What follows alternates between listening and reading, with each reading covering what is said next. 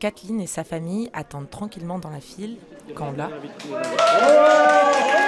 elle devient la 9 millionième visiteuse de l'Atomium depuis sa rénovation en 2006. En cadeau, une visite offerte pour toute la famille et des entrées pour le restaurant perché à 100 mètres du sol.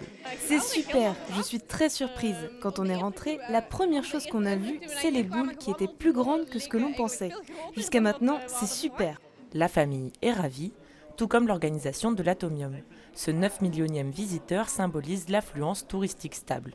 Pour l'instant, ce ne sont que des tendances générales. Premier constat, la consommation culturelle redevient une habitude. C'est un grand jour de fête pour l'Atomium et du coup pour Bruxelles aussi, puisque l'Atomium c'est vraiment un peu le baromètre de la destination, la fréquentation touristique. C'est un retour à une période qu'on n'avait pas connue depuis longtemps. C'est sans aucun doute le bilan d'un bel été et d'une belle année en perspective. L'Atomium commence à sortir la tête de l'eau. Le bilan estival est aussi bon que celui de 2019, soit avant la pandémie.